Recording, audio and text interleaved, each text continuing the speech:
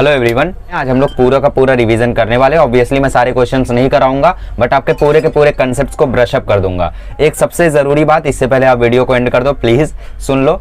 Description में जाओ, वहां पे 600 सम्स का एक पीडीएफ है जिसमें 600 सम्स आप लोगों के लिए मैंने बनाए हुए हैं। अगर आपका पूरा का पूरा कंसेप्ट स्ट्रांग है तो उन 600 के 600 सम्स को ट्राई कर डालो और उसमें से आप लोगों को चैलेंजिंग क्वेश्चंस भी मिलेंगे। हो सकता है कि प्रोबेबिलिटी का जो आपका क्वेश्चन आए, चैलेंजिंग क्वेश्चन जो आए बोर्ड में, बिकॉज चैलेंजिंग क्वेश्चन आपको सारे चैप्टर से आएंगे। 4 ही तो चैप्टर है भाई, इस 4 चैप्टर में आप 40 में से 40 ना ला सको तो क्या कर सकते हो फिर। तो प्रोबेबिलिटी का जो आप लोगों का चैलेंजिंग क्वेश्चन मैंने उसमें दिया हुआ है, उससे पूरा का पूरा चांस है कि आ जाए बोर्ड में क्वेश्चन, बिकॉज बोर्ड एनसीईआरटी से क्वेश्चन बनाता है और हम एनसीईआरटी से क्वेश्चन डालते हैं। ठीक है, तो आप लोग देख सकते हो वहां पे आ सकता है। ठीक, क्वाड्रेटिक इक्वेशन और लीनियर इक्वेशन मैंने सबके आप लोगों के बढ़िया बढ़िया क्वेश्चंस उसमें फ्रेम किए। चाहिए तो चिंदी क्वेश्चंस को छोड़ देना, डिटरमिनेंट वगैरह, बाकी आप लोग सॉल्व कर लेना। 600 सम्स का पीडीएफ है, लिंक है, ओपन करो और अच्छे से उसको सॉल्व करो। जिनके कंसेप्ट स्ट्रांग है, जिनको कुछ नहीं आता ध्यान से सुनो, और जिनको सब कुछ आता है वो भी थोड़ा सा सुन लोगे तो अच्छा होगा, बिकॉज कई सारी नई चीजें आप लोग आज सीख के जाओगे। ठीक है, चलिए तो सबसे पहले शुरू करते हैं 1.1 से। हम लोग करने जा रहे हैं क्लास 10th के मैथ्स का पूरा रिवीजन, वो भी वन शॉट में। ठीक है, फुल रिवीजन नहीं, फुल रिवीजन। ठीक है, तो चलिए शुरू करते हैं। सबसे पहले 1.1 में आप लोगों को सारे के सारे क्वेश्चन रिड्यूस कर दिए उन्होंने, सिर्फ 2 क्वेश्चन छोड़ा है, बिकॉज वो 2 क्वेश्चन कहीं और नहीं आया है, और जो उन्होंने रिड्यूस किया है वो किसी ना किसी तरीके से 1.5 के वर्ड प्रॉब्लम में आया है। तो बहुत समझदार है उन लोग। ठीक है, तो इसलिए जो उन्होंने रिड्यूस किया उसका भी कोई वो खास नहीं है। तो कैसे सॉल्व करते हैं लीनियर इक्वेशन को वो भी मैं सिखा देता हूँ आप लोगों को, और जो क्वेश्चन नहीं रिड्यूस किया उसका भी मेथड आप लोगों को बता देता हूँ। देखो, सबसे पहले हम लोग कोई भी एक क्वेश्चन उठा लेते हैं। 3a + 5b is equals to 26, a + 5b is equals to 22। तो किसी भी लीनियर इक्वेशन को सॉल्व करने के लिए हम लोग सबसे पहले क्या देखते हैं कि दोनों इक्वेशन में किसी का कोएफिशिएंट मतलब वेरिएबल के बगल में जो होता है, वेरिएबल मतलब जिसकी वैल्यू हमें नहीं पता है, ए बी, इसकी वैल्यू हमें नहीं पता है तो ये वेरिएबल बोलेंगे हम इन्हें। ए और बी के साथ वाले नंबर को हम लोग कोएफिशिएंट बोलते हैं। तो ए का कोएफिशिएंट क्या है? 1, कुछ ना लिखा रहे तो 1। तो इसमें सबसे पहले हम देखते हैं कि किसी का कोएफिशिएंट दोनों इक्वेशन में सेम है क्या। तो यहाँ पे हम देख सकते हैं बी का कोएफिशिएंट सेम है दोनों में, तो हम या तो इसमें ऐड करते हैं दोनों को या तो सब्ट्रैक्ट करते हैं। क्यों? ताकि कोई ना कोई एलिमिनेट हो जाए। जैसे 5b को अगर हम लोग सब्ट्रैक्ट कर देंगे तो ये 5b एलिमिनेट हो जाएगा, है ना, तो फिर a का वैल्यू हमें मिल जाएगा। ठीक, अब जैसे एक क्वेश्चन और दिया है, क्या है question? 2x - 3y is equals to 9, 2x + y is equals to 13। अब इसमें आप लोग देखो तो x का कोएफिशिएंट सेम है। ठीक है, तो यहाँ पे ये भी 2 है, ये भी 2 है, तो मैं सब्ट्रैक्ट कर दूं तो x एलिमिनेट हो जाएगा, मुझे y की वैल्यू मिल जाएगी। बट सब्ट्रैक्टिंग करने में हमें साइन चेंज करना पड़ता है, तो कुछ लोगों को ये हार्ड पड़ता है, तो इसीलिए लोग एडिंग रिफर करते हैं, बट आपको दोनों आना चाहिए।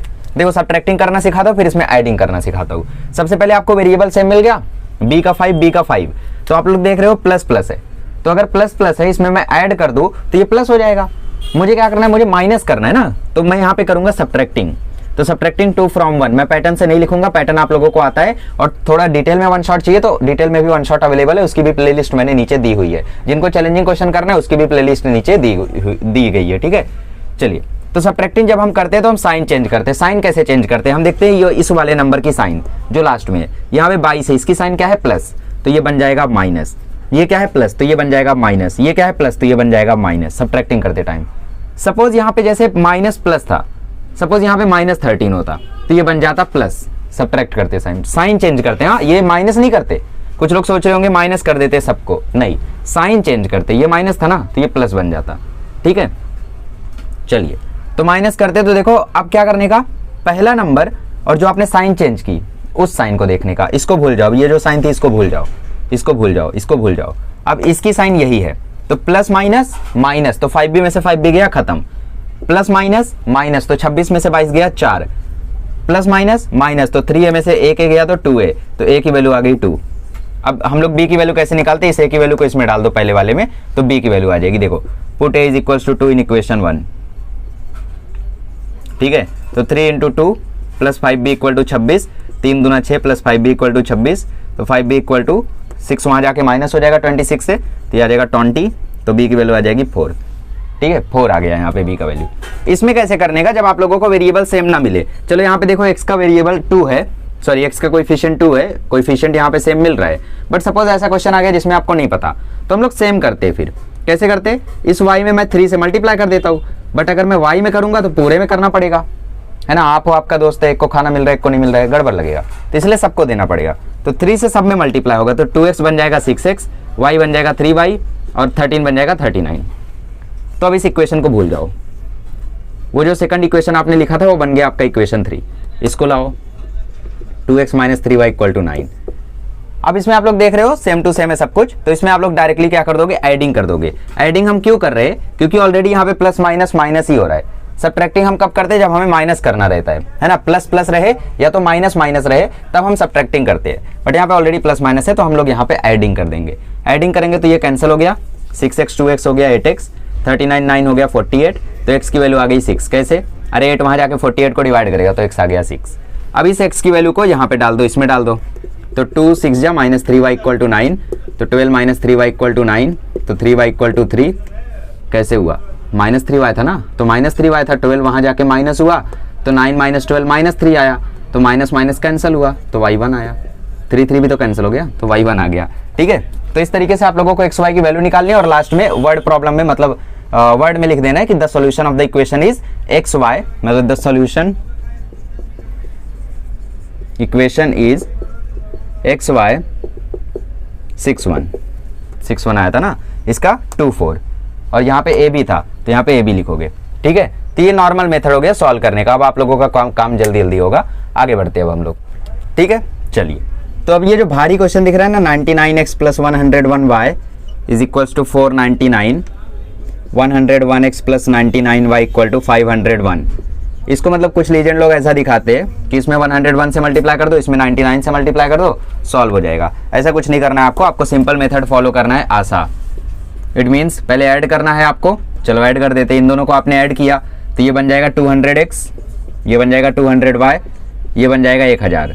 ऐड कर दिया आपने। अब देखो 200 से सब डिवाइड हो रहे, तो डिवाइड बाय 200, तो डिवाइड बाय आपने जैसे ही 200 किया तो ये बन गया x + y = 5।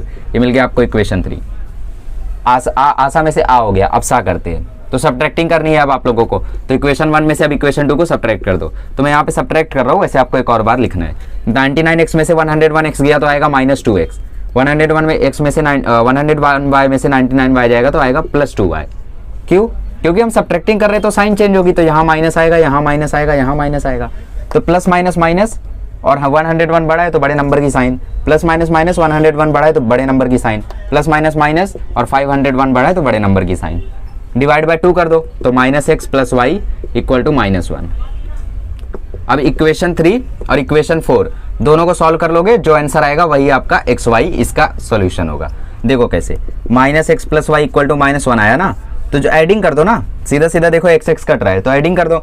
एडिंग किया तो ये खत्म हुआ, ये हो गया 2y, ये हो गया 4, तो y आ गया 2। अब y आ गया 2 तो y को इसमें डाल दो, तो -x + 2 = -1, तो -x = -1 -2, तो -x = -3, तो x = 3। तो इसका सॉल्यूशन हो गया 3 और 2। 3 और 2 को यहाँ पे डाल के देखो, 99 3 जा 297 और 101 2 जा 202, 297 में 202 कैलकुलेटर में जोड़ो 499 आएगा। ठीक है, तो मतलब ये आंसर करेक्ट है। क्रॉस चेक ऐसे ही करते हैं हम लोग, xy की वैल्यू दोबारा इक्वेशन में डालते और LHS = RHS आ जाता है, इसका मतलब सॉल्यूशन करेक्ट है।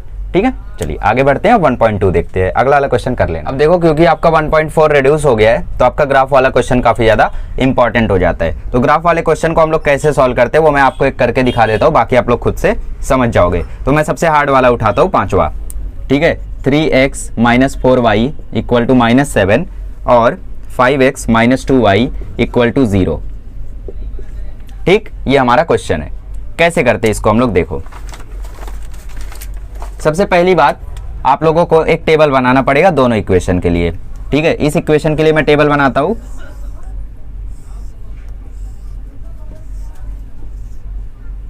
x y x y, कोई 3 वैल्यूज मैं लूंगा यहाँ पे। ठीक है, वैसे तो 4 लेते हैं बट बोर्ड ने आपको 3 भी अलाउ कर दिया है। तो x को अगर मैं 0 पुट करता हूँ, देखो ध्यान से, अगर मैं x को 0 पुट करता हूँ तो y की वैल्यू क्या आएगी, 7/4। दिक्कत हो रही है ना, चलो करके दिखाता हूँ।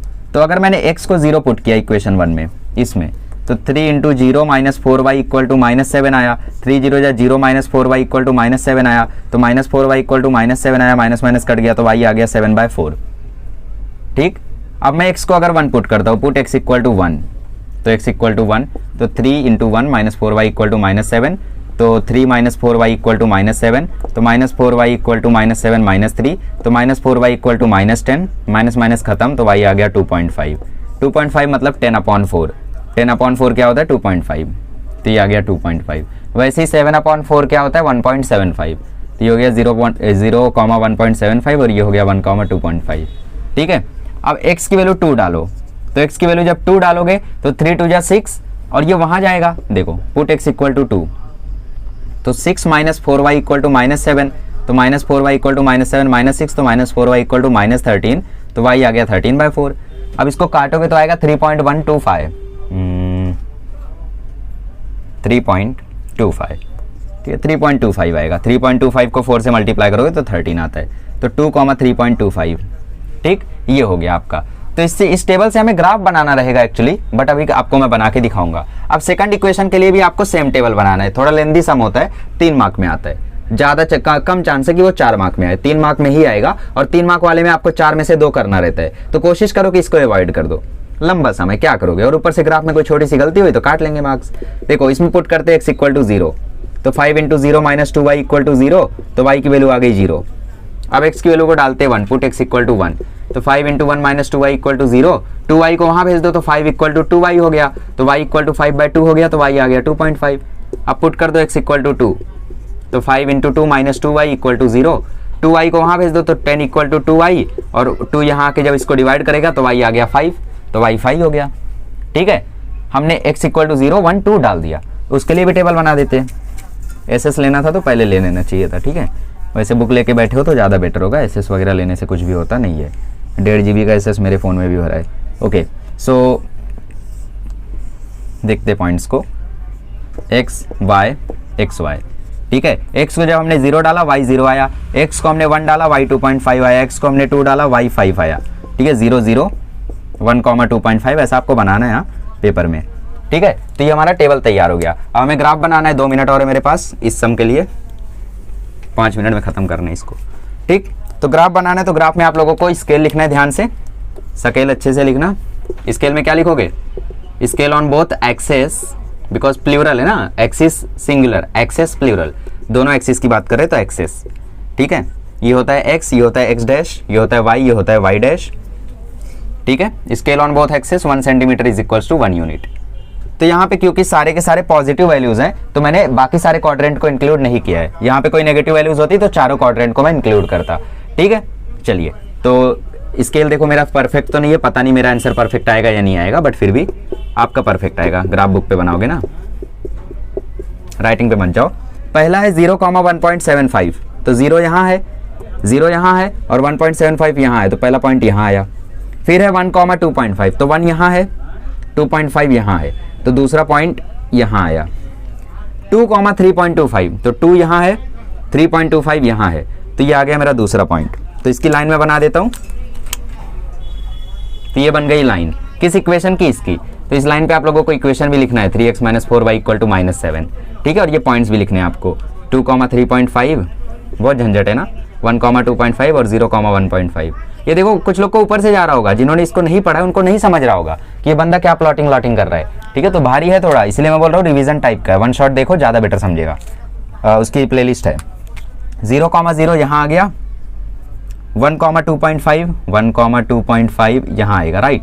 तो 1, 2.5 ये लाइन सेम हो रही है, और 5, 2.5, तो 5, 2.5 सॉरी 2, 5 वही मैं सोचूं ज़्यादा पीछे चला गया, तो 2, 5 यहाँ आएगा। तो ये पॉइंट, ये पॉइंट, ये पॉइंट, तो अगली लाइन हमारी यहाँ बन रही है, देखो ये बन गई। और ये लाइन इंसेक्ट कहाँ पे हो रही है, ये लाइन इंटरसेक्ट हो रही है यहाँ पे। तो जहाँ पे लाइन इंटरसेक्ट होती है ना वो उसका सॉल्यूशन होता है। तो ये लाइन यहाँ पे इंटरसेक्ट हुई 1, 2.5 पे, है ना, तो 1, 2.5 इसका सॉल्यूशन है।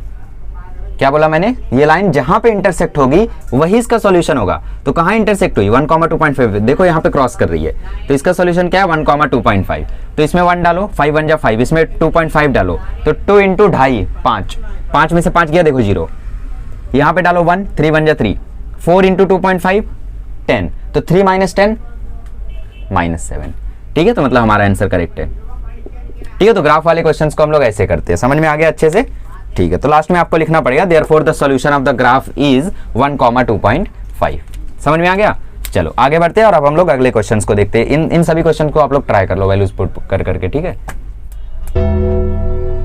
अब देखो अगला कंसेप्ट आता है हमारा डिटर्मिनेंट का, और अगर किसी को पास होना है सिर्फ तो डिटर्मिनेंट सॉल्व करना सीख लो, बहुत जरूरी है। डिटर्मिनेंट को कैसे सॉल्व करते हैं, डिटर्मिनेंट में क्या होता है, यहाँ पे एक ऐसा लाइन होता है, यहाँ पे लिखा रहेगा 2 5 और यहाँ पे लिखा रहेगा 3 4। ठीक, तो डिटर्मिनेंट को हम लोग कैसे सॉल्व करते हैं, क्रॉस में मल्टीप्लाई करते हैं 2 को 4 से।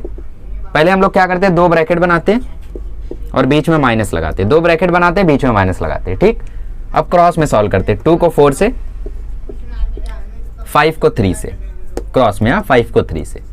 तो बताओ आंसर क्या है, 2 4 या 8, 5 3 या 15। तो डिटर्मिनेंट का आंसर हुआ -7। डिटर्मिनेंट को ऐसा हम लोग डी से लिखते हैं। एक अपॉन वाला कर लेते हैं, 7/3, 3/2, 5/3, 1/2, 2 ब्रैकेट बीच में माइनस, 7/3 को 1/2 से, तो 7/3 इंटू 1/2, 3/2 को 5/3 से, 7/6 आ गया ये। 3 5 या 15, 2 3 या 6, तो 7/6 माइनस 15/6 आ गया। ठीक है, मतलब 7/6 माइनस 15/6 आ गया। तो ये आ गया 7 माइनस 15/6, तो -8/6 आ गया। कैंसिल करोगे तो -4/3 हो गया डिटर्मिनेंट का वैल्यू। समझ में आ गया कैसे सॉल्व करते, 2 ब्रैकेट बनाने का, बीच में माइनस लगाने का और क्रॉस में मल्टीप्लाई करने का। ठीक है, तो चलो इसका आंसर कमेंट कर दो खटाक से अगर समझ गए हो तो, I will be glad to know. ठीक, 1 3 4 3 कमेंट कर दो इसका आंसर, अच्छा लगेगा मुझे। चलिए देखते हैं steps to solve Cramer rule. अब ये जो लीनियर इक्वेशन हमने नॉर्मली मल्टीप्लाई करके किया था ना, उसको क्रेमर रूल से कैसे करते हैं। क्रेमर रूल से करने से पहले उसको रफ कैलकुलेशन में नॉर्मली सॉल्व करके देख लेना क्या उसका आंसर करेक्ट आता है क्या, है ना, और फिर मैच कर लोगे इस तरीके से। क्रेमर रूल से जो आया है और आपने जो नॉर्मली सॉल्व किया, उन दोनों का आंसर अगर मैच हो रहा है तो ऑब्वियसली वो करेक्ट है। ठीक है, चाहे आप ग्राफिकल मेथड से करो, चाहे क्रेमर रूल से करो, चाहे नॉर्मली करो, तीनों से आंसर सेम ही आएगा। इक्वेशन वही है तो उसका सॉल्यूशन भी वही होगा। ठीक है, ये ऐसा मिसकंसेप्शन नहीं रखने का। तो देखो स्टेप्स क्या होते हैं इसके। स्टेप नंबर 1 में आप लोग इक्वेशन को कंपेयर करोगे, a1x plus b1y is equals to c1 और a2x plus b2y is equals to c2, इससे कंपेयर करोगे। दूसरा स्टेप, आप लोग a1 b1 c1 इनकी वैल्यूज निकालोगे। क्या करोगे, a2 b2 c2 इनकी वैल्यूज निकालोगे। कंपेयर करने का जनरल पैटर्न देख लो, x और y इस साइड रहने चाहिए, c1 उस साइड रहना चाहिए। ठीक, फिर विथ साइन निकालना, तो a1 b1 c1 a2 b2 c2 इनकी वैल्यूज आप निकालोगे। फिर तीसरे स्टेप में आप लोग निकालोगे d dx और dy। d का फॉर्मूला होता है a1 b1 a2 b2, dx का फॉर्मूला होता है c1 b1 c2 b2। ठीक है, और dy का फॉर्मूला होता है a1 c1 a2 c2। ठीक है, सही है क्या पता, देखेंगे। चौथा, x का फॉर्मूला होता है dx अपॉन d, y का फॉर्मूला होता है dy upon d। That's it. तो कभी कभी एमसीक्यू में आपको डायरेक्टली क्वेश्चन पूछ लेगा कि एक बात बताओ, अगर x की वैल्यू 7 है और dx की वैल्यू 49 है तो d की वैल्यू क्या है। एग्जाम में आपको पूछ लेगा x की वैल्यू 7 है, dx की वैल्यू 49 है, तो बताओ बच्चा d की वैल्यू क्या है। तो आप फॉर्मूला लगाना, x equal to dx upon d। x है आपका 7, dx है 49 और अपॉन में है d, तो ये d को यहाँ भेजोगे तो 49/7 आ जाएगा, तो d की वैल्यू आ जाएगी 7। ठीक है, नहीं दिख रहा है ना, चलो ठीक है। तो x का फॉर्मूला देखो होता है dx अपॉन d। आपको x दिया है 7, dx दिया है 49 और d आपको पता करना है। d को वहाँ भेजो, 7 को यहाँ भेजो, तो d आ जाएगा 49/7 विच इज़ नथिंग बट 7। तो इस तरीके से आप लोग इसकी वैल्यू को निकाल सकते हो। तो स्टेप समझ में आ गए, अच्छे से रट लो स्टेप को। Step number 1, a1x b1y c1 के साथ कंपेयर करोगे। दूसरा स्टेप a2x b2y c2 के साथ कंपेयर करोगे। फिर a1 b1 c1 a2 b2 c2 निकालोगे। d का formula a1 b1 a2 b2, dx का formula c1 b1 c2 b2 और dy का formula a1 c1 a2 c2। x का formula dx upon dy, y का formula dy upon d। एक question कर लेते, छठा वाला क्वेश्चन करूंगा मैं। छठा वाला क्वेश्चन है 2x plus 3y equal to 2, x minus y by 2 is equals to 1/2। ठीक है, तो देखो कभी भी अपॉन में ऐसा नंबर दे देना तो सेम टू सेम मत डालना डिटर्मिनेंट में। पॉसिबल है सॉल्व करना, बट सिंप्लीफाई करेंगे कैसे। इक्वेशन नंबर 2 है ये और ये इक्वेशन नंबर 1 है। मैं क्या करूंगा, 2 से मल्टीप्लाई कर दूंगा इक्वेशन नंबर 2 में, तो multiply by 2 in equation 2। Equation 2 में जब मैं 2 से मल्टीप्लाई कर दूंगा तो 2 यहां भी आएगा, 2 यहां भी आएगा और 2 यहां भी आएगा, तो ये बन जाएगा 2x। यहां से देखो 2 2 कट गया, ये बन गया y। यहां भी देखो 2 2 कट गया, ये बच गया 1। तो देखो सिंप्लीफाई हो गया। तो आपके दो इक्वेशंस कौन कौन से हैं, आपका पहला इक्वेशन है 2x plus 3y equal to 2 और दूसरा इक्वेशन है 2x minus y equal to 1। ठीक है, हो गया ये। तो ये सिंप्लीफाई हो गया। अब सिंप्लीफाई कर लिया आपने तो सॉल्व कर लो। कैसे? पहला स्टेप करो, a1x plus b1y equals to c1, a2x plus b2y equal to c2। ठीक है, इसके साथ आप लोगों को कंपेयर करना है। तो देखो यहाँ से हमें a1 की वैल्यू मिल रही है 2, b1 की वैल्यू मिल रही है 3, c1 की वैल्यू मिल रही है 2, a2 की वैल्यू मिल रही है 2, b2 की वैल्यू मिल रही है -1 और c2 की वैल्यू मिल रही है 1। कंपेयर किया मैंने, देखो है ना, समझ रहे हो कैसे निकाला? a1 आया 2, b1 आया 3, c1 आया 2, a2 आया 2, b2 आया -1 और c2 आया 1। ठीक है, चलो अब हम लोग d निकालते हैं। d का फॉर्मूला क्या है? d का formula a1 b1 a2 b2। तो a1 b1 a2 b2। देखो a1 2 है, b1 3 है, a2 2 है, b2 -1 है। मल्टीप्लाई करो, 2 इंटू -1, दो ब्रैकेट बीच में माइनस, है ना, डिटर्मिनेंट से ही सॉल्व करना है। 2 इंटू -1 -2 और 2 3 6, तो ये आ गया -8। तो आपका d आ गया -8। अब dx निकालो। dx का फॉर्मूला क्या है? c1 b1 c2 b2। पहले फॉर्मूला लिखना फिर वैल्यू पुट करना। तो c1 आपका 2 है, c2 आपका 1 है, b1 आपका 3 है, b2 आपका -1 है। तो दो ब्रैकेट बीच में माइनस, तो आपको कैसे करना है? 2 इंटू -1 और फिर 3 इंटू 1, है ना, क्रॉस में मल्टीप्लाई करना है आपको। तो 2 इंटू -1 -2 और 2 3 1 जा 3, तो ये आ गया आपका -5। ठीक है, तो ये आ गया आपका dx। ठीक, अब हम लोग निकालते हैं dy। तो dy का फॉर्मूला क्या है? dy का फॉर्मूला क्या है? dy का formula a1 c1 a2 c2। तो a1 2 है, a2 2 है, c1 2 है, c2 1 है। ठीक है, तो दो ब्रैकेट बीच में माइनस, सेम मेथड है। तो 2 1 जा 2 और फिर ये -2 2 जा 4, 2 1 जा 2, है ना, और फिर 2 2 जा, फिर इसको कर लो आप लोग, 2 1 जा 2 और 2 2 जा 4, तो ये आ गया -2। तो dy dx d सब आ गया हमारे पास। अब हमें x और y निकालना है। तो x का फॉर्मूला क्या होता है? dx upon d। dx कितना है? -5, d कितना है? -8। तो x की वैल्यू आ गई 5/8। y का फॉर्मूला क्या होता है? dy by D. dy कितना है? -2 और d कितना है? -8। तो y का वैल्यू आ गया 1/4। मतलब इसका आंसर है 5/8 और 1/4। देख लो सेटिस्फाई करेगा। x की जगह 5/8 रखो तो 2 इंटू 5/8, y की जगह 1/4 रखो तो -1/4। तो ये आ गया 10/8। यहाँ पे ऊपर नीचे 2 से मल्टीप्लाई कर लो तो 2/8। तो ये आ गया देखो 8/8 विच इज नथिंग बट 1। और देखो 1 भी आ रहा है में, मतलब हमारा आंसर करेक्ट है। आप इसको नॉर्मली करते तो भी यही आंसर आता। क्रेमर रूल समझ गया कैसे सॉल्व करने का? रिवीजन कर लो। a1x plus b1y plus c1 equal to 0, a2x plus b2y plus c2 equal to 0, ऐसे कंपेयर करने का। a1 b1 c1 a2 b2 c2 इनको निकालने का। d dx dy का फॉर्मूला लगाने का जो कि दिया हुआ है, फिर x y आ जाएगा। MCQ में आपको dy दे देगा, d दे देगा, y पूछ लेगा, या फिर y दे देगा, dy दे देगा, d पूछ लेगा, घुमा फिरा के। तो इनको सॉल्व करने आना चाहिए, फॉर्मूला याद रहना चाहिए। और देखो कुछ बातों का आप लोगों को यहाँ पे ध्यान रखना है। जैसे क्वेश्चन नंबर 2 में आप लोग देखोगे तो अरेंज नहीं किया है। 4x plus 3y minus 4 equal to 0 दिया है, तो आपको -4 को वहां करना है, बिकॉज हमारा पैटर्न कैसा है? c1 कांस्टेंट जो है वो वहां रहना चाहिए, तो अरेंज करना उसको। और फिर 6x equal to 8 minus 5y दिया है, तो 5y को वहां से यहां लेकर आना आप लोग, ठीक है, वो पैटर्न में नहीं दिया है। फिर 5वें क्वेश्चन में आप लोगों को जो वेरिएबल है वो m और n है, तो वहां पे आप dx dy ना यूज करके dm और dn यूज करोगे, और m का फॉर्मूला बन जाएगा dm अपॉन d, n का फॉर्मूला बन जाएगा dn अपॉन d। इसी तरीके से कभी a और b दिया तो वहां पे dx dy ना यूज करके आप dA और db यूज करोगे, ठीक। तो ये बातों का ध्यान रखना। अब हम लोग सीधा बढ़ते हैं 1.5 की ओर, ठीक है। चलिए अब 1.5 में आप लोगों को बस वर्ड्स को समझना रहेगा। इक्वेशन बनाना बहुत आसान होता है, देखो मेरे साथ बनाओ, आराम से सीख जाओगे। मुझे भी बहुत डर लगता था, मुझे लगता था यार ये क्या भारी काम है इक्वेशन बनाना, बट मैंने सीखा, मस्त आ गया, ठीक है। देखो सॉल्ट एग्जांपल मैंने बोला था, अब इसका सॉल्ट एग्जांपल इंपॉर्टेंट है। देखो मैं सॉल्ट एग्जांपल इंपॉर्टेंट वाले करवाऊंगा। 1.5 का इंपॉर्टेंट है, बाकी 1.2 का सॉल्ट एग्जांपल आया, 1.3 का आया, वो तो कर ही ले जाओगे, बिकॉज कंसेप्ट तो बता ही दिया मैंने, उसमें कंसेप्ट इंपॉर्टेंट था, इसमें क्वेश्चन भी इंपॉर्टेंट है। देखो पहले क्वेश्चन में बोलता है 2 नंबर डिफर बाय 3, तो याद रखो डिफर का मतलब होता है माइनस, डिफर मतलब डिफरेंस। तो दो नंबर के बीच का, दो चीज के बीच का आप डिफरेंस कैसे निकालते हो? एक चीज को दूसरे में से माइनस करते हो, है ना। एक चीज को दूसरे के साथ जब आप कंपेयर करते हो, उसमें जो अलग रहता है मतलब माइनस करते हो आप, तो आपको डिफरेंस मिलता है, ठीक। सम लिखा रहेगा तो आप प्लस करोगे, ट्वाइस लिखा रहेगा तो 2 से मल्टीप्लाई करोगे, प्रोडक्ट लिखा रहेगा तो आप लोग मल्टीप्लाई करोगे, ठीक है। तो ऐसे टर्मिनोलॉजी को आप लोग समझना। इज लिखा रहेगा तो उसका मतलब इक्वल होता है। जैसे 1.5 में पहला क्वेश्चन है 2 नंबर डिफर बाय 3, तो आप लोग सबसे पहले अज्यूम करोगे, चलो भैया फर्स्ट नंबर हो गया x, let the first number be x and second number be y, ठीक है। तो पहली कंडीशन क्या बोली? According to the first condition, according to first condition. Statement में बिल्कुल गलत लिख रहा हूँ, पहली कंडीशन मतलब शॉर्टकट में लिख रहा हूँ। पहली कंडीशन बोलिए 2 नंबर डिफर बाय 3, मतलब x और y के बीच का गैप क्या है? 3 है। तो x माइनस वाई क्या आना चाहिए, 3 आना चाहिए। तो डिफरेंस आप कैसे निकालते हो, बड़े में से छोटे को माइनस करते हो ना, तो इसका मतलब x जो है वो ग्रेटर नंबर है, तो आप लोग इसको ऐसा भी लिख सकते हो, let the greater number be x and smaller number be y।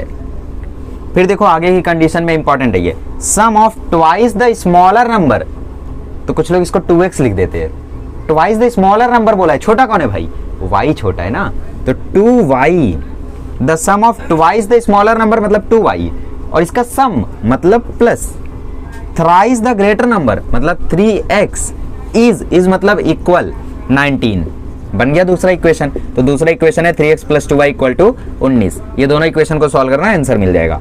अब अगले क्वेश्चन में बोलता है आई एम अ रेक्टेंगल, तो मैं क्या करूँ, ठीक है रेक्टेंगल है तो इसका मतलब इसकी अपोजिट साइड्स इक्वल होंगी, है ना, तो इसकी अपोजिट साइड्स देखो क्या है, इसकी अपोजिट साइड्स है 2x + y + 8 और इस साइड की साइड दी है 4x - y, तो अपोजिट साइड इक्वल होती है, मतलब ये दोनों इक्वल है, तो इक्वल हो गए तो अरेंज कर लो, इस पूरे को वहाँ लेकर जाओ, इस तीनों को वहाँ लेकर जाओ, तो 4x - 2x - y - 8 = 0। ये जो y था ये यहाँ आया, ये जो 2x था ये यहाँ आया, ये जो 8 था ये यहाँ आया, तो माइनस माइनस माइनस हो गया, तो 4x - 2x आ गया 2x, -y आ गया -2y और -8 = 0। 2 से पूरे इक्वेशन में डिवाइड मार दो तो ये आ जाएगा x - y - 4 = 0। अब इस 4 को वहाँ भेज दो, बिकॉज जनरल इक्वेशन क्या है, ax + by = 0, sorry c, linear equation ax + by = c, ये होता है इसका जनरल फॉर्म, ठीक, तो जनरल फॉर्म में ला दिया। अब देखो ये भी इक्वल है ना, अपोजिट साइड इक्वल होती है, तो इसका मतलब 2y जो है वो भी x + 4 के इक्वल होगा, ठीक, तब 2y को वहाँ लेकर जाओ, तो x - 2y + 4 = 0, तो 4 को वहाँ लेकर जाओ तो x - 2y = -4, ये हो गया इक्वेशन 2। इन दोनों को सॉल्व करोगे xy मिल जाएगा, ठीक है। इसका पेरीमीटर और एरिया निकालने बोला है, तो इसका पेरीमीटर क्या होगा, पेरीमीटर होता है रेक्टेंगल का 2 × लेंथ + ब्रेथ ब्रैकेट में, या तो ऐसा बोल दो 2 × लेंथ + 2 × ब्रेथ, ठीक है। और एरिया क्या होता है इसका, एरिया होता है x × y, लेंथ × ब्रेथ, तो लेंथ जो आएगा वो मतलब x है ना, x नहीं है एक्चुअली, आप जब xy निकालोगे ना तो आप लोगों को यहाँ पे पुट करना पड़ेगा, इसका जो लेंथ है वो है 4x - y, तो xy को निकालने के बाद आप इसमें पुट करोगे तब आपको लेंथ मिलेगा, सॉल्व करना पड़ेगा क्या, चलो कर देता हूँ, देखो टाइम जाएगा थोड़ा सा, आई थिंक 2 आवर से ज़्यादा ही लग जाएगा, ठीक है कोई दिक्कत नहीं है। देखो इन दोनों को अगर मैं सब्ट्रैक्ट करता हूँ तो x कट जाएगा, -y + 2y ये y हो जाएगा, और 4 + 4 ये 8 हो जाएगा, मतलब y की वैल्यू 8 है, ठीक। x की वैल्यू क्या होगी इसमें डाल दो, तो x - 8 = 4, तो x की वैल्यू आ गई 12। अब देखो रेक्टेंगल कुछ ऐसा था, 4x - y, यहाँ पे 2y, यहाँ पे 2x + y + 8 और यहाँ पे है x + 4, ठीक है। तो ये क्या है, यही तो इसकी ब्रेथ है, और इसकी लेंथ कितनी है, x + 4 है या तो 2y है, तो कहीं से भी निकाल सकते हो, y की वैल्यू 8 है तो 2 × 8 कर दो, मतलब इसकी ब्रेथ 16 है, या तो x की वैल्यू 12 है तो 12 + 4 कर दो, तो इसके मतलब इसकी ब्रेथ 16 है, तो इसका ब्रेथ कितना है, इसका ब्रेथ है 16। अब लेंथ कैसे निकालोगे, इससे निकाल लो, तो 4 × 12 - 8, 12 4 या 48, 48 में से 8 गया तो 40, तो मतलब इसका लेंथ कितना है 40, तो इसका जो पेरीमीटर है वो आएगा 112 सेंटीमीटर, और इसका जो एरिया है वो आएगा 16 × 40, मतलब 640 centimetre square. Let me match the answer, इतना ओवर कॉन्फिडेंट नहीं रहना चाहिए, ठीक है, ओके। तो एरिया ही निकालने बोला था, तो एरिया आएगा इसका ऑब्वियसली 640 सेंटीमीटर स्क्वायर। समझ में आ गया कैसे करते, ठीक है, चलो आगे बढ़ते हैं। चलिए अब अगला क्वेश्चन करते हैं हम लोग। थर्ड क्वेश्चन में बोला the sum of father's age and twice the age of his son. तो यहाँ पे सबसे पहले फादर की एज को मान लो x ईयर और सन की एज को मान लो y ईयर्स, ठीक है। तो यहाँ पे क्वेश्चन में क्या बोला है, the sum of father's age, father की एज कितनी है x, इसका सम मतलब plus, twice the age of his son मतलब 2y, इज मतलब इक्वल 70, तो ये बन गया इक्वेशन 1। फिर बोलता है if we double the age of father, father की एज x है पर इसको अगर डबल कर दे मतलब 2x कर दे, एंड एड इट मतलब इसको फिर प्लस कर दे किसके साथ, thrice the age of his son, नहीं, and add it to the age of his son, son की एज कितनी y, तो मतलब 2x + y कर दे तो ये 95 आ रहा है, इज मतलब इक्वल, और फिर सम आ रहा है 95, तो इसको सॉल्व कर लो आपको xy मिल जाएगा, वही होगी उनकी प्रेजेंट एज, ठीक है। आगे बढ़ते हैं, अगले क्वेश्चन है बोले the denominator of a fraction is 4 more than twice its numerator, ठीक है, तो ये क्वेश्चन भी करते हैं। सो denominator of the fraction is twice its numerator, तो फ्रैक्शन कैसा होता है, फ्रैक्शन ऐसा होता है ना 7/5, 5/4, मतलब फ्रैक्शन में एक होता है न्यूमरेटर और एक होता है डिनोमिनेटर। ठीक है, तो हम लोग मान लेते हैं कि भाई जो न्यूमरेटर है वो है x और जो डिनोमिनेटर है वो है y। तो फ्रैक्शन क्या होगा, फ्रैक्शन होगा न्यूमरेटर अपॉन डिनोमिनेटर मतलब x/y। तो हमारा फ्रैक्शन मिल चुका है, हमारा फ्रैक्शन है x/y। तो हमें क्या ढूंढना है, हमें x और y की वैल्यू ढूंढनी है। तो कंडीशन क्या बोलती है, the denominator of a fraction मतलब जो y है इज मतलब इक्वल, इज मतलब इक्वल, हाँ, 4 मोर मतलब 4 मोर मतलब प्लस, ट्वाइस इट्स न्यूमरेटर मतलब 4 + 2x। ये बन गया equation 1। Denominator becomes 12 times the numerator मतलब जो डिनोमिनेटर है जो y है वो बिकम्स मतलब इक्वल 12 टाइम्स द न्यूमरेटर मतलब 12 टाइम्स द न्यूमरेटर, न्यूमरेटर कितना x, 12 टाइम्स मतलब 12 से multiply. If both the numerator and denominator are reduced by 6। अब ये क्या भला है, मतलब दोनों में अगर हम 6 से माइनस कर दें मतलब y - 6 x - 6 ब्रैकेट में, तो बन जाएगा ये 12 गुना। ठीक है, तो ये हो गया हमारा इक्वेशन 2। अब इसको ओपन करना, सॉल्व कर लेना, x y की वैल्यू आएगी, सपोज x आया 7, y आया 5, तो फ्रैक्शन होगा 7/5 ये। ठीक है, आई थिंक यही आता है इसका answer, I don't remember properly but जो भी हो। अब क्वेश्चन नंबर 5 में बोलता है 2 types of boxes A B are to be placed in a truck having capacity of 10 tons. 1 ton मतलब 1000 किलो, तो 10 टन मतलब 10,000 किलो। ठीक है, ए और बी दो तरीके के बॉक्स है, इनको 10,000 टन की कैपेसिटी में भरना है। तो अगर 150 बॉक्स रखे जाते हैं ए टाइप के, तो ए टाइप के बॉक्सेस को ले लो x kg और बी टाइप के वजन को ले लो y kg। ठीक है, ऐसा ले लो। तो 150 ए टाइप के मतलब 150 x और 100 बी टाइप के मतलब 100 y, तो कितना आ रहा है, 10,000 आ रहा है। क्यों, क्योंकि बोल रहा है अगर 150 ए टाइप के और 100 बी टाइप के अगर हम भरते हैं तो ट्रक जो है वो पूरा भर जाता है। ठीक है, इसीलिए फिर बोलता है कि अगर हम 260 बॉक्स डालते हैं ए टाइप का मतलब 260x, it can still accommodate 40 boxes of type B. मतलब 260 बॉक्स जब हमने ए टाइप का डाला तो ट्रक भरा नहीं। अभी ट्रक में अगर हम लोग 40 बॉक्सेस बी टाइप के डालेंगे तब वो भरेगा, मतलब 260x + 40y करेंगे तब ये 10,000 होगा। ठीक है, अब इसको आप लोग सॉल्व कर लो। सॉल्व कैसे करना है आप लोगों को, 10 से डिवाइड कर दो दोनों इक्वेशन को। तो इसको 10 से डिवाइड करोगे बन जाएगा 15x + 10y = 1000 और इसको 10 से डिवाइड करोगे तो बन जाएगा 26x + 4y = 1000। अब इसको सॉल्व कर सकते हो आप लोग। क्या करना है, इसमें 2.5 से मल्टीप्लाई कर देना, इसमें 2.5 से मल्टीप्लाई करोगे तो ये 10 बन जाएगा। ठीक है, और ये 10 फिर सब्ट्रैक्टिंग कर देना, इजी। चलो छठा क्वेश्चन करते हैं। ठीक है, चलिए क्वेश्चन नंबर 6 करते हैं। क्वेश्चन नंबर 6 में बोला है 1900 किलोमीटर में विशाल ने कुछ डिस्टेंस बस से ट्रेवल किया, कुछ डिस्टेंस एरोप्लेन से ट्रेवल किया। तो मान लेते हैं कि भाई जो बस से ट्रेवल किया था वो है x किलोमीटर और जो एरोप्लेन से ट्रेवल किया वो है y किलोमीटर। तो टोटल डिस्टेंस उसने कितना कवर किया, 1900। कुछ डिस्टेंस x से, कुछ डिस्टेंस y से, मतलब कुछ बस से कुछ एरोप्लेन से, पर टोटल तो इतना ही किया ना, x किलोमीटर बस से फिर y किलोमीटर प्लेन से, और इसका टोटल किया तो कितना ट्रेवल किया उसने, 1900। मतलब x + y क्या आ रहा है, 1900 आ रहा है। पहला इक्वेशन मिल गया। अब देखो, बस travels with average speed of 60 km/h। यहाँ पे अब थोड़ी सी फिजिक्स है। स्पीड होता है डिस्टेंस अपॉन टाइम। ठीक है, तो टाइम बताओ क्या होगा, टाइम होगा डिस्टेंस अपॉन स्पीड।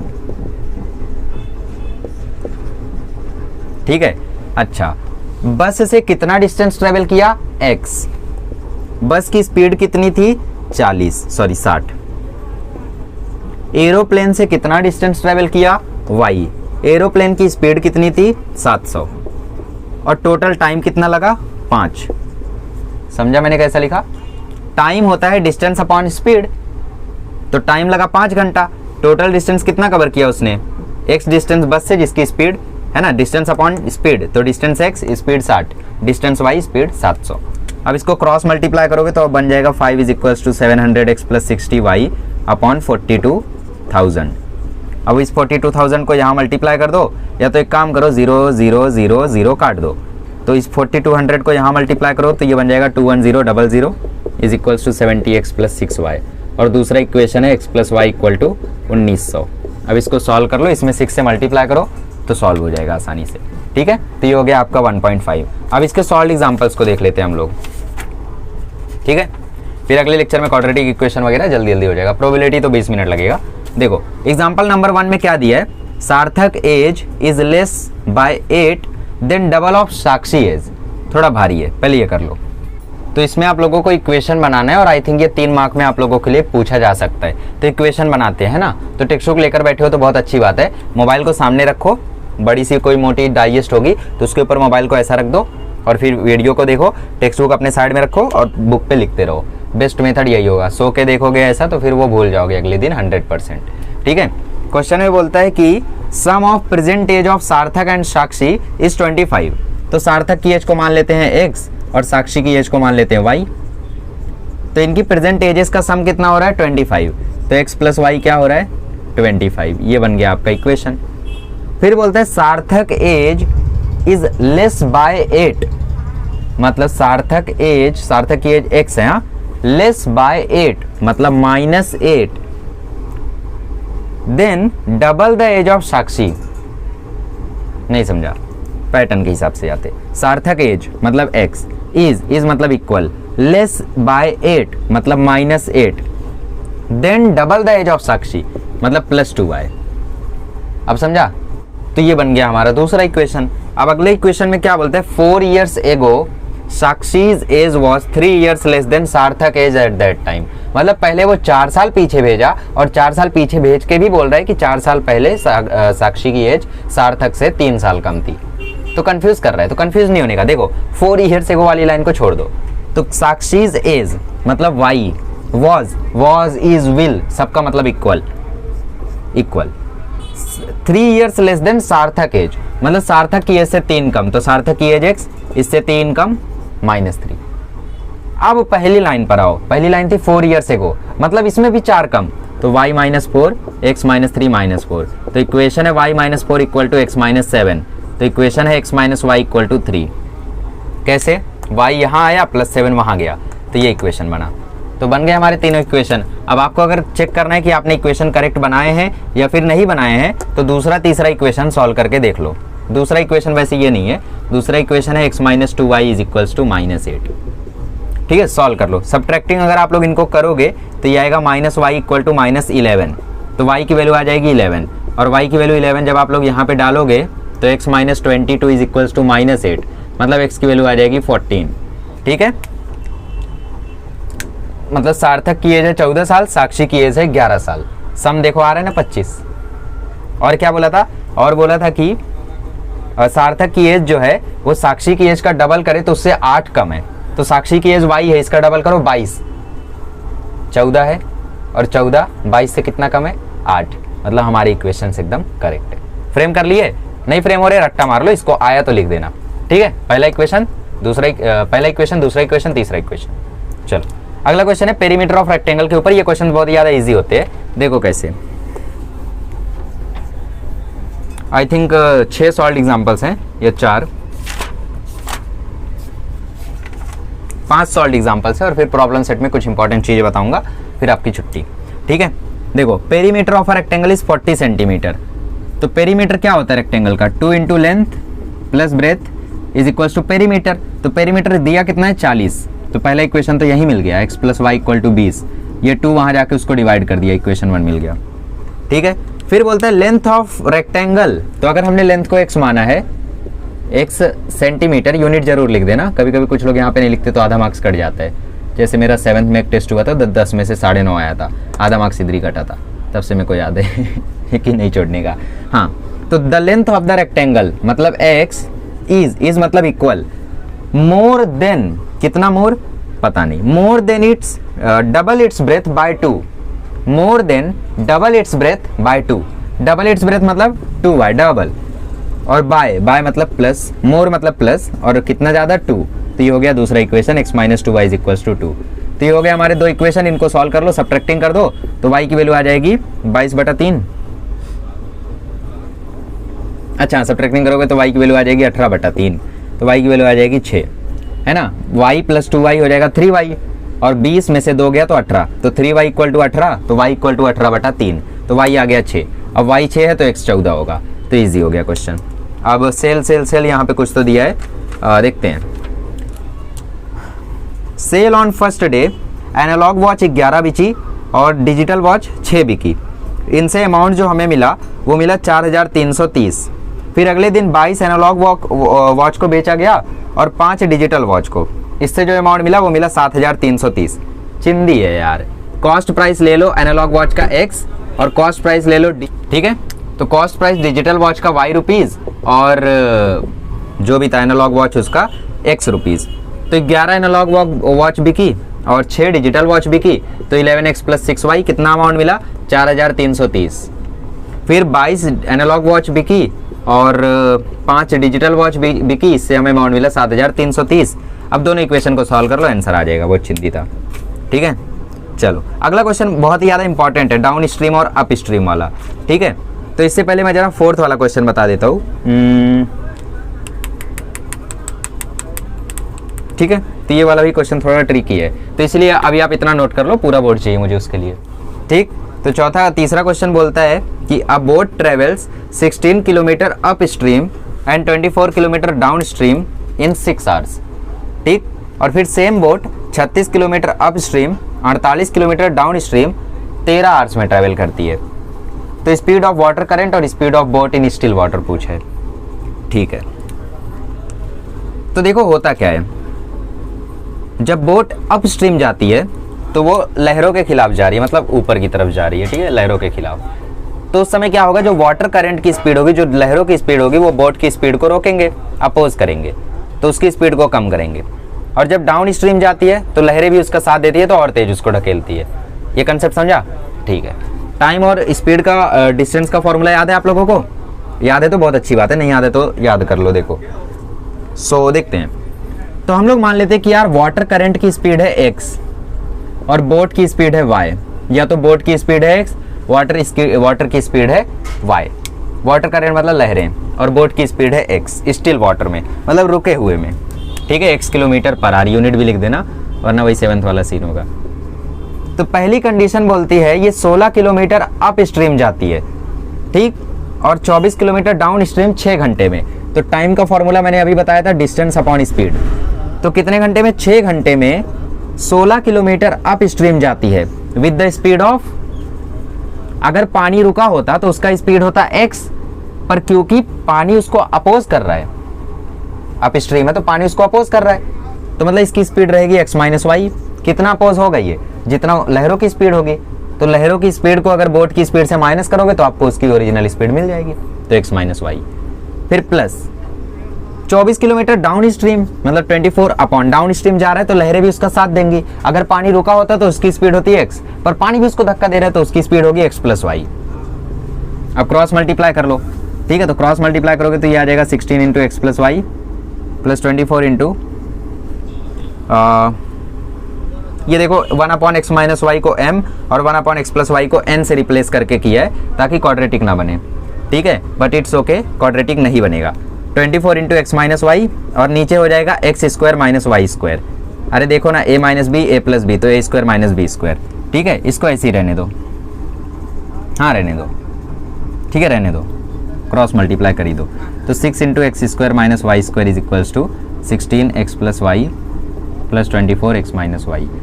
वैसे ये क्वेश्चन अब आने का कम चांस है बिकॉज वो वाले टाइप का सॉल्यूशन रिड्यूस हो गया है, फिर भी देख लो। फिर बोलते हैं same boat 36 kilometre up stream जाती है। अब तो समझ गए हो ना, टाइम लगा 13 घंटा। 36 किलोमीटर अप स्ट्रीम गई मतलब x - y, 48 kilometre down stream गई मतलब x + y। तो इसका इक्वेशन बोला 13x², ठीक है। क्रॉस मल्टीप्लाई जस्ट किया तो 13x² - 13y² = 36x + y plus 48x - y। तो ये आपके दो इक्वेशंस हो गए। अब इनको आप लोग सॉल्व कर लेना, या तो आप लोग टेक्स्ट बुक में मेथड देख लो सॉल्व करने का। इन्होंने m और n से रिप्लेस करके सॉल्व किया है, ठीक है। मतलब इन्होंने क्या किया है, 1/x - y को m बना दिया है और 1/x + y को n बना दिया है। तो चलो ऐसे ही करके देख लेते हैं। तो ये बन जाएगा 6 = 16m + 24n, और ये देखो बन जाएगा 13 = 36m + 48n। अब जब आप लोग इसको सॉल्व करोगे तो आपको m और n की वैल्यू मिलेगी। तो m की वैल्यू आ रही है देखो 1/4 और n की वैल्यू आ रही है 1/12। बट अपना m क्या है, m तो है 1/x - y, तो मतलब x माइनस वाई की वैल्यू क्या है 4, और n अपना क्या है 1/x प्लस वाई, मतलब x प्लस वाई की वैल्यू तो है 12। अब इन दोनों को सॉल्व करोगे तो आपको xy मिल जाएगा। ठीक है, तो ये मेथड था इसको सॉल्व करने का। अब हम लोग चौथा पांचवा कर लेते हैं। चलिए तो हम लोग नेक्स्ट क्वेश्चन देखते हैं। नेक्स्ट क्वेश्चन आप लोगों का प्राइस डिस्ट्रीब्यूशन के ऊपर है। ठीक है, प्राइस नहीं, प्राइस डिस्ट्रीब्यूशन के ऊपर। सो देखते हैं इस क्वेश्चन को भी। Certain amount is equally distributed among certain number of students, each would get less ₹2 if 10 students were more and each would get ₹6 more if 15 students were less. ठीक है, find the number of students and amount distributed. So amount कितना distribute होगा ये कैसे पता चलेगा? दो लोगों की चर्चा हुई है यहाँ पे, एक तो नंबर ऑफ स्टूडेंट्स, एक amount distributed. So let us consider number of students be x। ठीक है, कितने स्टूडेंट्स है भाई? x स्टूडेंट्स हैं।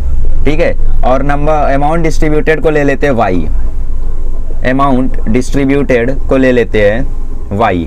तो एक बात बताओ, कितना अमाउंट डिस्ट्रीब्यूट होगा अगर x स्टूडेंट्स हैं? तो सपोज क्लास में, सुनना मेरी बात को समझना, वरना इक्वेशन कैसे आ गया वो तो हर कोई बता सकता है, बट मेन कैसे वो फॉर्म हुआ है वो अगर मैं आपको बता दूंगा तो आप लोग हर एक इक्वेशन को फॉर्म कर पाओगे। देखो, सपोज क्लास में 5 लोग हैं, 5 स्टूडेंट्स। ठीक है, और एक स्टूडेंट को 5 रुपया दिया गया, एक स्टूडेंट को 5 रुपया दिया गया, तो पांचों स्टूडेंट को कितना दिया गया होगा? 5 स्टूडेंट्स को दिया गया होगा 25।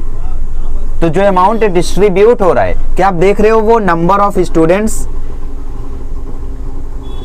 मल्टीप्लाई बाय अमाउंट डिस्ट्रीब्यूटेड, ये है क्या? यही है ये। देखो ध्यान से, अमाउंट कितना दिया जा रहा है? एक स्टूडेंट को 5 रुपया, और स्टूडेंट कितने हैं? 5, तो 5 × 5 तभी तो 25 आ रहा है। सपोज क्लास में 10 स्टूडेंट है और हर स्टूडेंट को 10 रुपया दिया जा रहा है। अच्छा, 10 ही रुपया क्यों दिया जा रहा है? एक को 12, एक को 8 क्यों नहीं? क्योंकि क्वेश्चन है बोला इक्वली डिस्ट्रीब्यूटेड।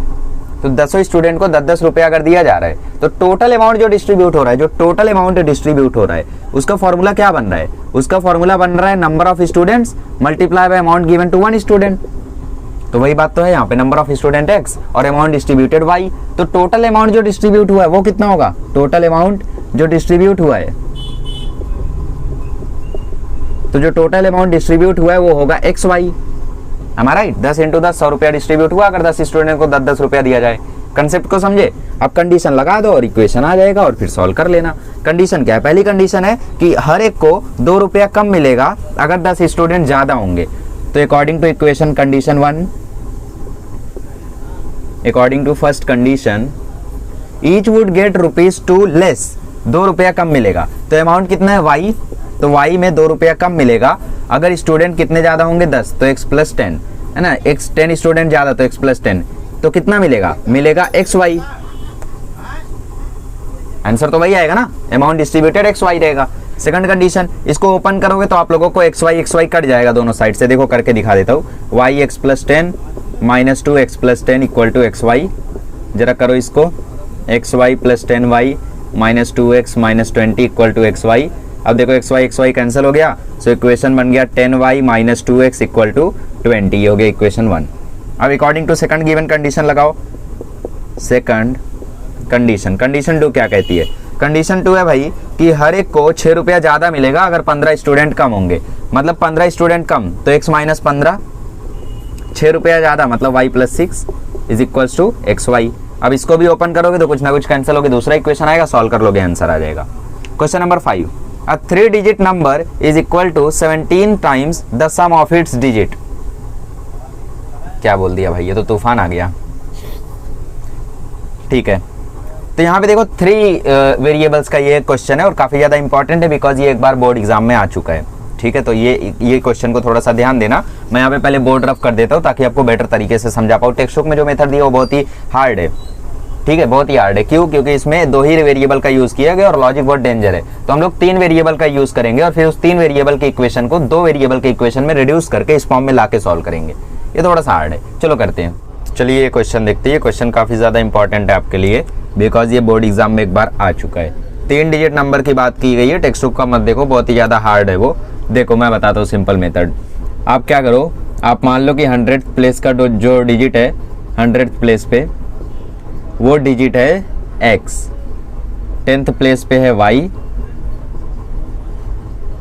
और यूनिट प्लेस पे है z। ठीक है, तो जो आपका नंबर है, जो 3 डिजिट नंबर है, 3 डिजिट नंबर की बात की गई है ना यहाँ पे, तो जो आपका 3 डिजिट नंबर है वो क्या बन जाएगा, वो बन जाएगा XYZ, राइट।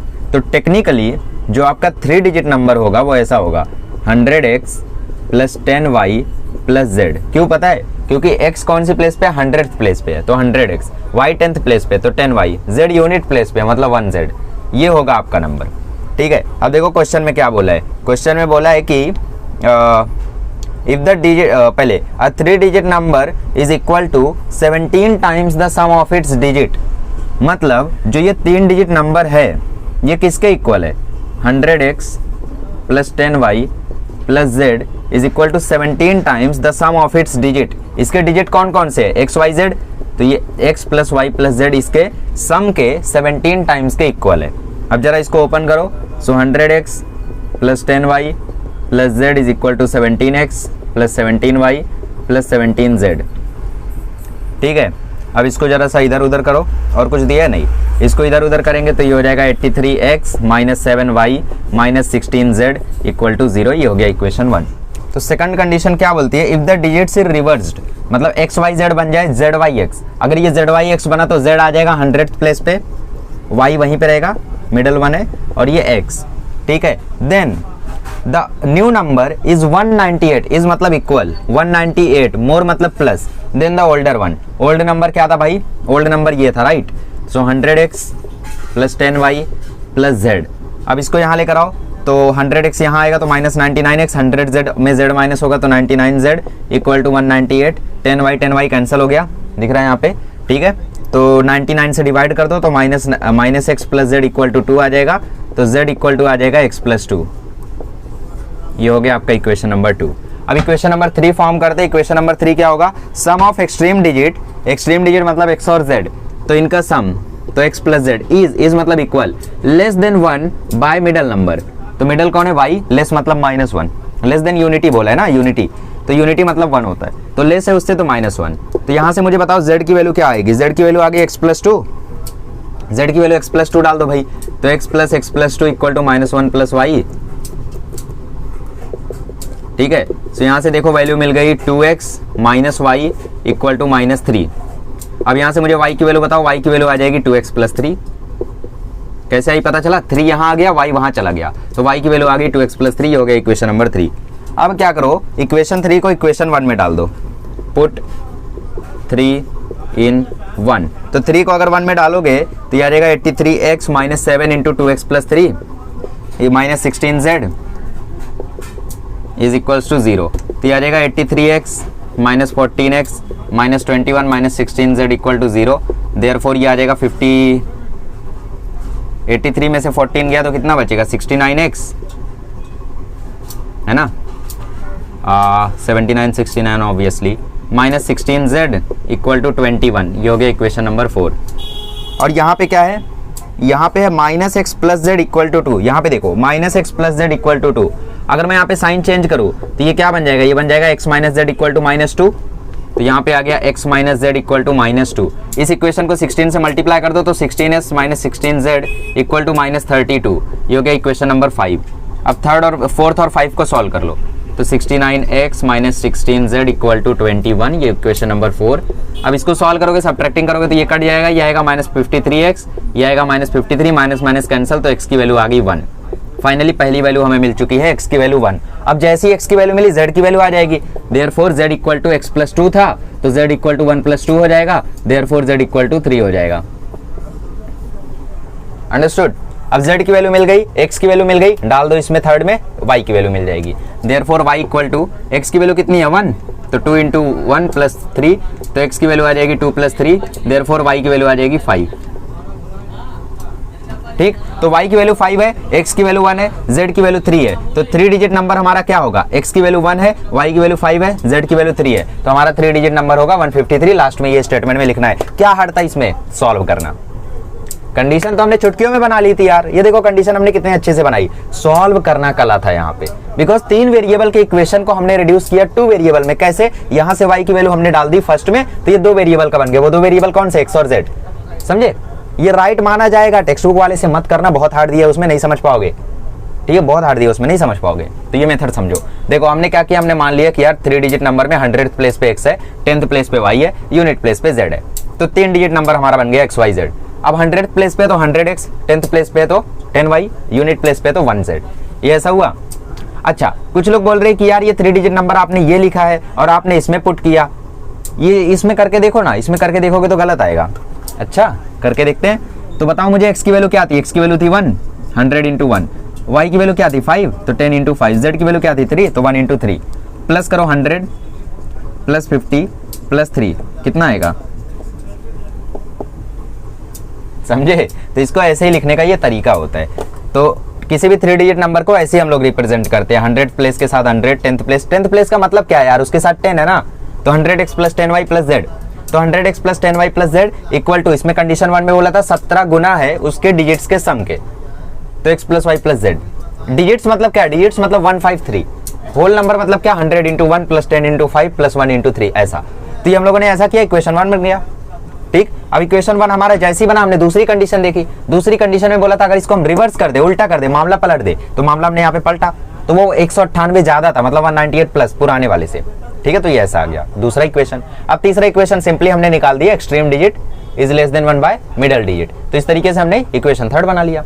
अब इक्वेशन 3 जैसे ही आप लोगों का बना, आपने 3 को डाल दिया 1 में, और जैसे ही 3 को 1 में डाला, आपको 2 प्रॉपर इक्वेशन मिल गया और आपने सॉल्व कर लिया। इसमें कुछ भी हार्ड नहीं है, इसमें बस सॉल्विंग हार्ड है। तो इसको वही कर पाएगा जिसकी सॉल्विंग अच्छी होगी।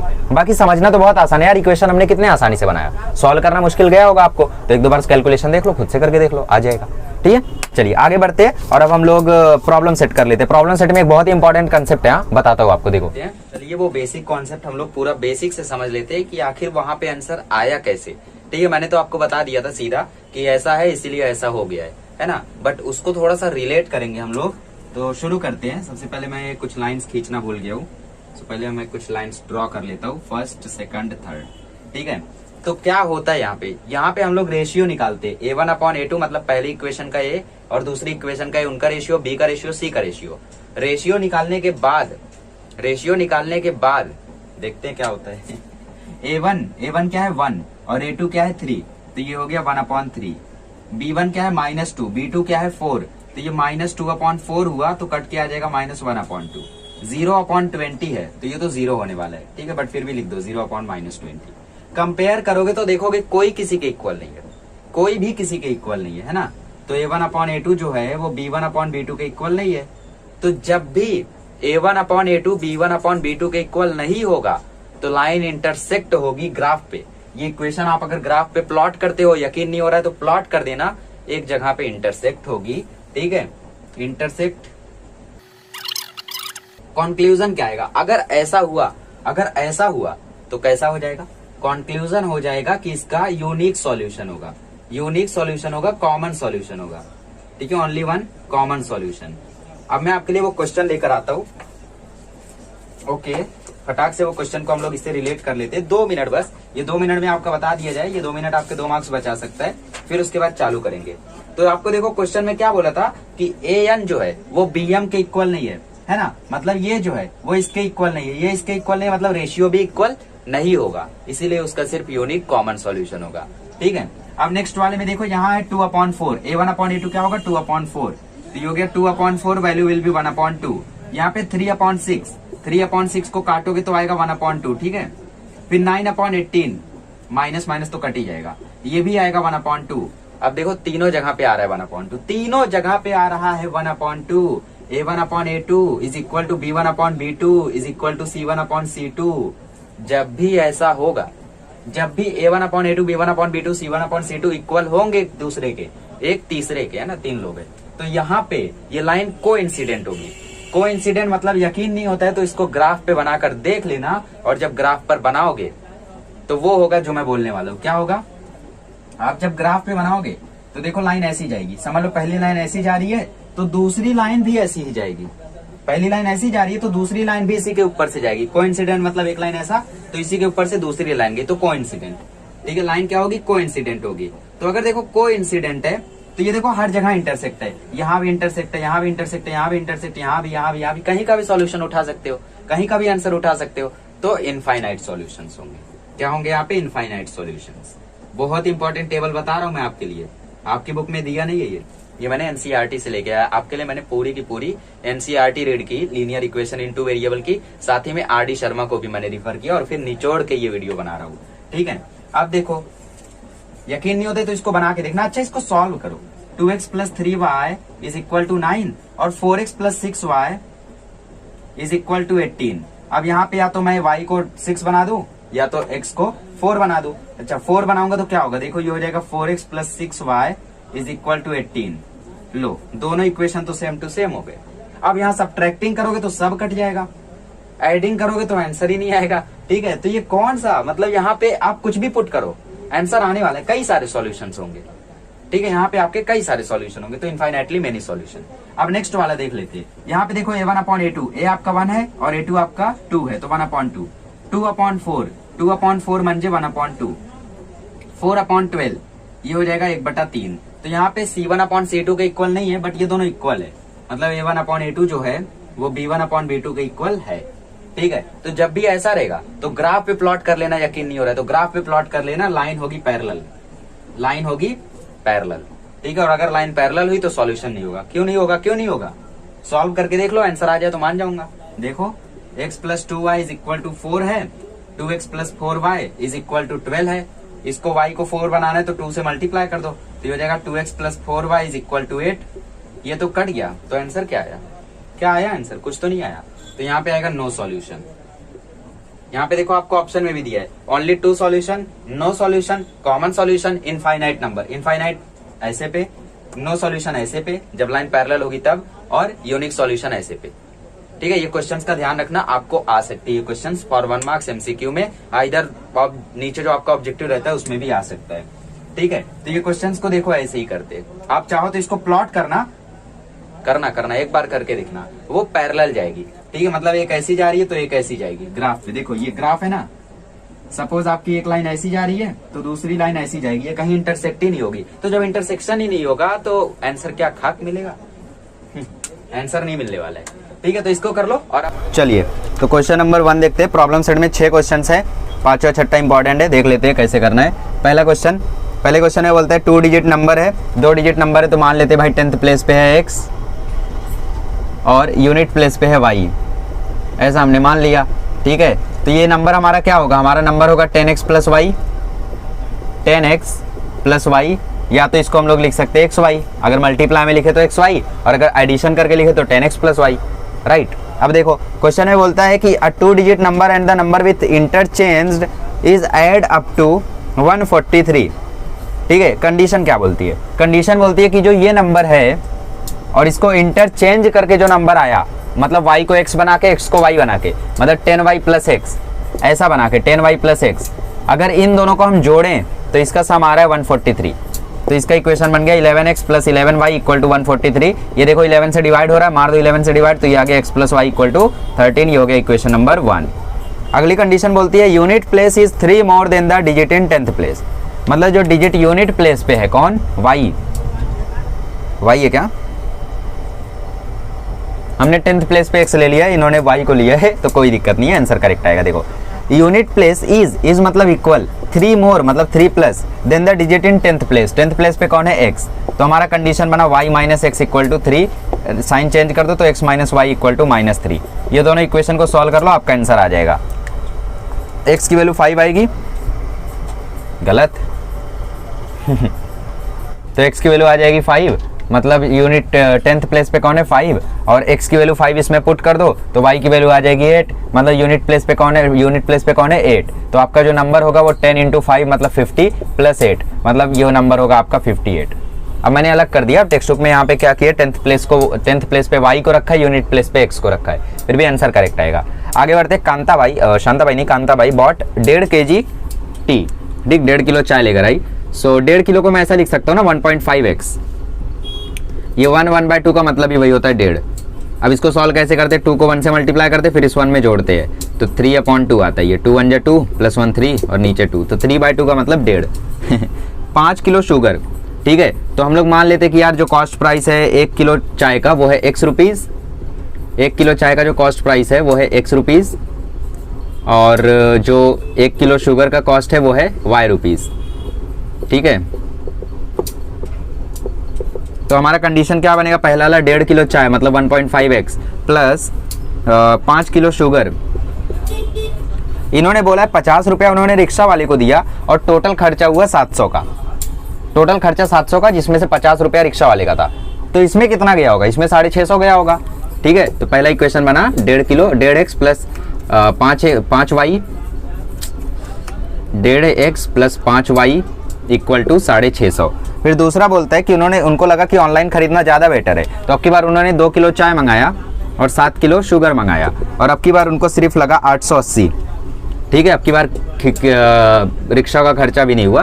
तो अब इस इक्वेशन को आप कैसे सॉल्व करोगे, इस इक्वेशन को सॉल्व करने के लिए आप इक्वेशन 1 को 7 से मल्टीप्लाई कर दो और इक्वेशन 2 को 5 से मल्टीप्लाई कर दो। ये आपके पास और एक ऑप्शन है, 1.5 को लिख सकते हो आप 3/2 लिख सकते हो ना। अब इस 2 से पूरे इक्वेशन में मल्टीप्लाई कर दो, तो ये बन जाएगा 3x plus 10y equal to 1300, ये हो गया इक्वेशन 1। और ये 2x plus 7y equal to 880। अब सिंपल हुआ। अब पहले इक्वेशन में 2 से मल्टीप्लाई करो, दूसरे इक्वेशन में 3 से मल्टीप्लाई करो और सॉल्व कर लो, आंसर आ जाएगा। अगले क्वेश्चन में बढ़ते हैं। अगला क्वेश्चन थर्ड वाला, अनुष्का का इन्फॉर्मेशन दिया यहाँ पे। Anushka had x note of 10 rupees 100 rupees and y note of 50 rupees. ठीक है, तो टोटल इनके पास कितना आ गया, 2500 रुपये। ठीक है, तो हम लोग मान लेते कि यार x नोट है 100 रुपये का और y नोट है 10 रुपये का, 50 रुपये का, तो टोटल इनके पास 2500 है। तो सब नोट को अगर जोड़ें तो 100x प्लस 50y कितना पैसा है, 2500। इक्वेशन को 10 से डिवाइड कर दो तो ये आ जाएगा 10x plus 5y equal to 250। Equation को 5 से डिवाइड कर दो तो ये आ जाएगा 2x plus y equal to 50, equation 1। ठीक है, बेसिकली हमने 50 से इक्वेशन में डिवाइड कर दिया, तो ये 2x हो गया, ये y हो गया, ये 50 हो गया। अब कंडीशन में बोला है if Anand would have given her the amount by interchanging the number of note then Anushka would have received 500 less than the previous amount. मतलब उसने x का जितना नोट दिया उतना, अगर मतलब 100 का उसने जितना नोट दिया उतना वो 50 का नोट देता, और जितना 50 का नोट दिया उतना वो 100 का नोट देता, तो अनुष्का को 500 रुपया कम मिलता इससे। ठीक, तो कंडीशन ऐसी बनेगी, देखो हाँ 100y plus 50x is 500 less मिलता, मतलब माइनस 500 किससे, प्रीवियस अमाउंट से। प्रीवियस अमाउंट ये मिला था ना, ठीक है, या तो प्रीवियस अमाउंट 2500 मिला था टोटल, तो आप इसकी जगह 2500 भी लिख सकते हो, तो ये आ जाएगा देखो 2500। तो इक्वेशन बन जाएगा 50x plus 100y equal to 2000, ये हो गया इक्वेशन नंबर 2। अब इसमें आप लोग 5 से 50 से डिवाइड कर दो तो x plus 2y equal to 40, ये हो गया इक्वेशन 3। अब इस इक्वेशन को और इस इक्वेशन को दोनों को आप लोग सॉल्व कर लो, आपको आंसर मिल जाएगा। चलिए अब क्वेश्चन नंबर 4 करते हैं। Sum of present age of Manish and Savita is 31 years. तो मनीष की एज को हम लोग ले लेते हैं x ईयर्स और सविता की एज को ले लेते हैं y ईयर्स। ठीक है, ईयर्स जरूर लिख देना यहाँ पे, आधा मार्क्स मेरा किसी जमाने में कटा था, आज बहुत याद आ रही है उसकी। ठीक है, आधा मार्क्स जो कटा था। ठीक है, तो मनीष एज, हाँ तो इनका सम कितना है भाई, 31 है, तो x प्लस वाई कितना आ गया, 31 आ गया equation 1। Manish age 3 years ago was 4 times the age of Savita. Manish की एज 3 साल पहले सविता की एज का 4 गुना था। ठीक है, तो मनीष की एज 3 साल पहले मतलब x माइनस 3 सविता की एज का 4 गुना था। Savita 4 times the age of Savita. अरे 3 साल पहले जा रहे हो तुम, तो सविता की एज में भी तो 3 साल पहले जाओगे, यहीं पे कुछ लोग गलती कर देते हैं। ये इक्वेशन ऐसा बनेगा, आप मनीष की एज का बता रहे हो कि आज से 3 साल पहले मनीष की एज सविता की एज के 4 गुना थी, तो सविता की एज में भी तो 3 साल पीछे जाओगे, है ना। ये गलती कर देते कुछ लोग, तो ये गलती मत करना। तो आंसर आएगा x minus 3 equal to 4y minus 12, तो आंसर आएगा x minus 4y equal to minus 9, ये हो गया इक्वेशन 2। सॉल्व कर लो दोनों को, सब्ट्रैक्टिंग कर दो, तो ये आ जाएगा 5y इक्वल टू 40, तो y की वैल्यू आ जाएगी 8। तो सविता सिर्फ 8 साल की है, ओह ठीक है, और मनीष 31 साल का है, सॉरी 23 ईयर्स का है। ठीक है, तो मनीष की एज 23 ईयर्स है और सविता की एज 8 ईयर्स है। तो समझ गए यार। देखो अगर आपको एक्सपीरियंस है ना, आपने अच्छे से सॉल्व किया है ना सारे क्वेश्चंस को, तो एग्जाम में कोई भी क्वेश्चन आ जाए आप लोग आराम से सॉल्व कर ले जाओगे। यार हमारे टाइम पे स्टैटिस्टिक्स था, फाइनेंशियल प्लानिंग था, कितने दिमाग फिराओ चैप्टर से ये आपके टाइम पे सब रिड्यूस कर दिए गए, आराम से स्कोर कर सकते हो। 5वां क्वेश्चन देखते हैं यार। देखो, in a factory the ratio of salary of skilled and unskilled labour is 5:3। ठीक है, तो उन लोगों को 1 day of both of them is ₹720। तो स्किल्ड लेबर और अनस्किल्ड लेबर दोनों की सैलरी का जो रेशियो है वो है 5:3। ठीक है, तो हम लोग मान लेते हैं स्किल्ड लेबर की जो सैलरी है वो है X रुपीस और जो अनस्किल्ड लेबर की सैलरी है वो है Y रुपीस। ठीक है, तो कितना है इनका 720, तो X प्लस Y कितना आया 720। टोटल सैलरी कितना देते हैं लोग 720, हर दिन 720 खर्चा होता है। और जो रेशियो है देखिए, अब इक्वेशन नंबर 2 कैसे बनेगा। इक्वेशन नंबर 2 में बोला है कि जो दोनों की सैलरी का रेशियो है वो है 5:3। तो यहाँ पे सैलरी क्या है X और Y, और अगर इसका रेशियो देखें तो ये है X:Y। ये किसके इक्वल है, ये इक्वल है 5:3 के। तो इसका मतलब X अपॉन Y किसके इक्वल है 5/3 के। तो यहाँ से आपका इक्वेशन बन गया 3X = 5Y।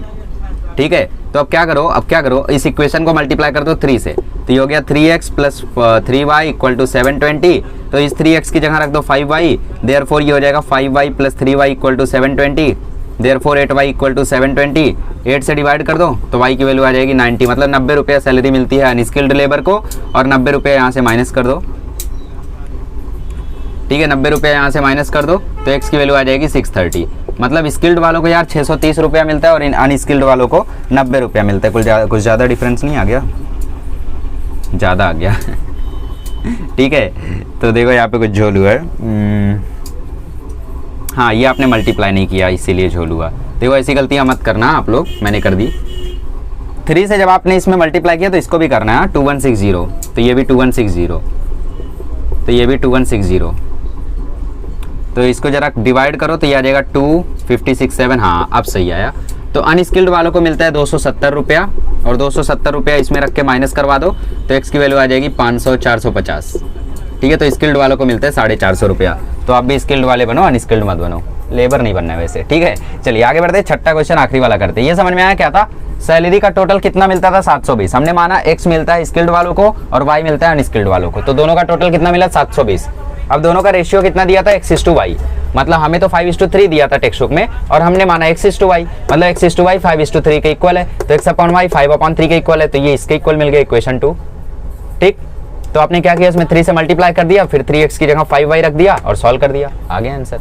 ठीक, लास्ट में स्टेटमेंट लिख देना, salary of this is this, salary of this is this. चलिए लास्ट क्वेश्चन करते हैं, इसके बाद आपकी छुट्टी। थोड़ा लंबा हो गया यार वीडियो, मैंने तो सोचा था 2 घंटे का वीडियो बनाता हूँ, पूरा पढ़ा दूंगा, बट फिर समझा कि यार आप लोगों को बोर होता है देखने में लॉन्ग वीडियो, इसीलिए 4 वीडियो बना रहा हूँ। ठीक है, चलो देखो, places A and B are 30 kilometre apart. A B, इन दोनों के बीच की डिस्टेंस कितनी है 30 किलोमीटर। ठीक है, Hamid travels from A to B on bike. A से B हमीद कैसे जा रहा है, बाइक से जा रहा है। At the same time Joseph जो है वो B से आया, जोसेफ B से आ रहा है, हमीद A से जा रहा है। हमीद A से जा रहा है और जोसेफ B से आ रहा है बाइक से। ठीक है, they meet each other after 20 minute, मतलब हमीद कुछ स्पीड से यहाँ जा रहा होगा, जोसेफ कुछ स्पीड से यहाँ आ रहा होगा, किसी एक पॉइंट पे इन दोनों मिले होंगे 20 मिनट के बाद। फिर बोलता है कि अगर जोसेफ B से शुरू करता और हमीद A से शुरू करता बट अपोजिट डायरेक्शन में, अपोजिट मतलब ये तो सेम डायरेक्शन में आ रहे थे ना, बट हमीद अगर ऐसा जा रहा होता और जोसेफ भी ऐसा जा रहा होता, अगर हमीद ऐसा जा रहा होता जोसेफ भी ऐसा जा रहा होता, तो ये दोनों मिलते 3 घंटे बाद। ठीक है, they meet each other after if Joseph would have started from B at the same time but in the opposite direction, तो हमीद उसको पकड़ा होता। अच्छा, जोसेफ उल्टी डायरेक्शन में जा रहा है, तो ये हो गया केस 1। वैसे इसमें क्या हो रहा है, 20 मिनट में धर लिया जा रहा है। अब केस 2 देखते हैं। केस 2 में A से हमीद स्टार्ट कर रहा है,